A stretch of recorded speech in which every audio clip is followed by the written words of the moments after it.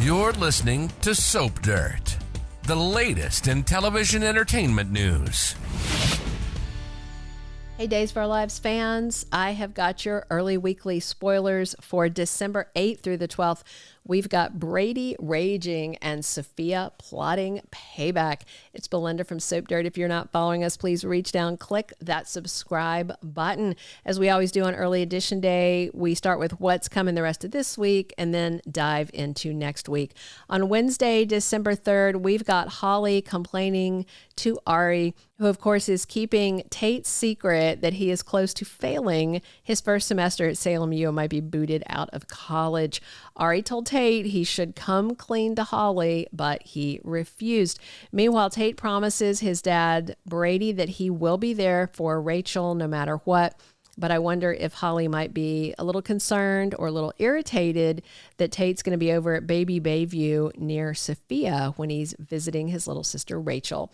And speaking of Tate's unbalanced ex, Sophia stuns Rachel when she speaks to her, and Sophia gives her that creepy smile. Rachel didn't think Sophia could talk at all, but she is clearly faking her catatonia, but that doesn't mean she's not unhinged. I do think she is. Sophia asked Rachel to keep it a secret, and I bet she will. Those two bad girls making friends in the psych ward, that seems like something that could go wrong really fast. Tate's going to be up there to visit Rachel, and it might get sketchy. Sophia is sure to be a bad influence on Rachel, and I think vice versa as well.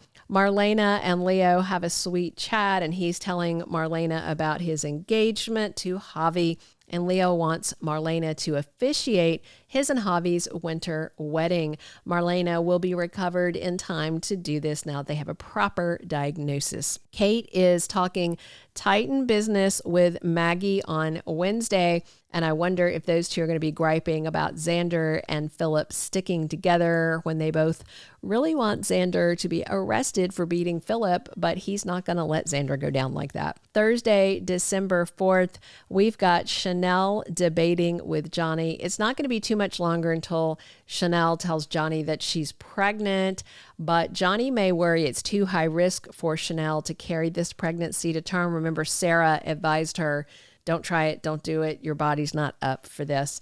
Holly is there to support Tate, who is, of course, worried sick about Rachel. And when Tate finds out what Rachel did, at least to Sarah, that's going to be hard. Brady's trying to hide the extent of her misdeeds, particularly the EJ shooting secret. The Rachel pistachio stuff is spreading. But Tate may overhear everything she's done because Belle and Brady and Marlena will be chatting about it, and they all share a home. Steve interferes with Stephanie and Alex.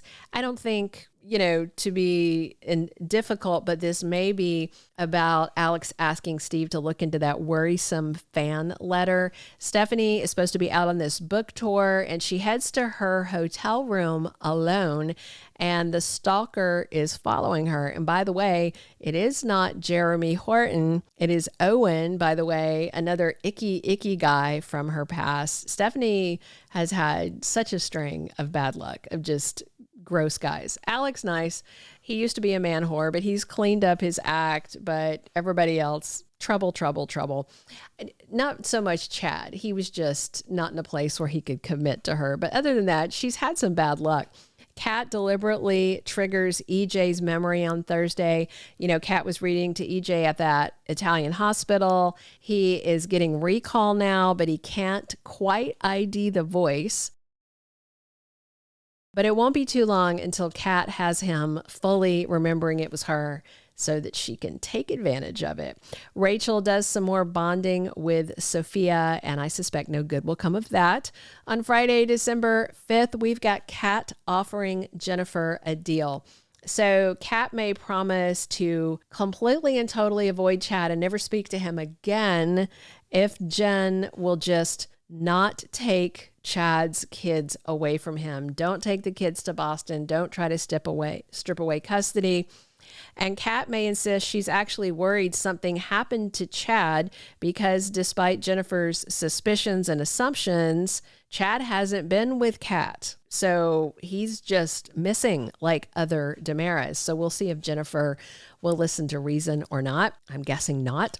Jack has some advice for Thomas, and he may be telling him to go easier on Chad, who is a good dad, even though Thomas is being a brat. But then again, Kat faking is dead. Abby isn't cool at all. I get why Chad didn't tell his son, because that's grown-up stuff, but to have her around the kids is kind of weird. Kristen and Tony catch Chad up on their kidnappings and captivity, because he will be quite surprised to see Tony and Kristen there in the mausoleum with him. Even though he knows they were both missing, he wasn't expecting to wake up and join them. So I do wonder if Chad will remember how he was taken, and I wonder if they're going to suspect it was EJ who took them all just because he's not there with them. Our leaker said it was Peter Blake, who is Kristen's brother, son of Woman in White, total psycho Rachel Blake. I did a standalone video about that. I'll drop a link to it at the end of this one if you haven't seen it. EJ cannot stop thinking about the past, and Kat is working her magic on him. Gabby warns Theo, and I wonder if she tells him, watch out that you're not the next MIA DiMera. This week also, Jennifer has the kids in a judge's chambers discussing custody, and the judge wants to know when's the last time Chad's family saw him. I wonder if EJ will intervene. Kat's very worried, but Jen may just get automatic custody of the kids because Chad's MIA and didn't show up at the hearing. The week of December 8th through the 12th, Stephanie's stalker is confirmed as Owen Kent, and she is kidnapped soon, and Papa Patch is going to get on the case, and I bet poor Jeremy is the first suspect, but it's not him doing this bad stuff. He is a total red herring. Gwen, EJ, and Rolf meet down in the secret lab soon. EJ was just down there visiting the test tube subject. We'll find out soon who Rolf plans to wake from the presumed dead. Theo soon joins the kidnapped crypt crew, and he and Chad and Kristen and Tony are going to find human bones, not in a casket where they should be. These are under the floor tiles, which means they were murdered or hidden there for nefarious DiMera-ish reasons. It's not going to be too long before somebody rescues those DiMeras from the crypt and their kidnapper is revealed. And as I said, our leaker said it's Peter. He is confirmed back in just a couple of weeks on December 19th. Once Chad, Kristen, Tony, and Theo are on the loose, the bones are retrieved and analyzed by the FBI, and Rafe comes to tell EJ and the DiMeras they have a positive ID. Kristen breaks down sobbing, so it does sound like it is a dead DiMera whose pieces they found. Brady and Sarah kiss very soon, and I wonder if she's going to work on Brady to go easier on Marlena. Brady's mad that Marlena hid Rachel shooting EJ from him, but she really doesn't need the stress of him hating on her. Xander takes off his wedding ring soon, and he's going to fire Brady over the Sarah smooch, but Maggie may intervene and not let Xander get away with it. Kat and EJ also kiss soon. Kat's going to be playing a honeypot trap with EJ and then put a sedative in his scotch, and when EJ passes out, Kat's going to search the house.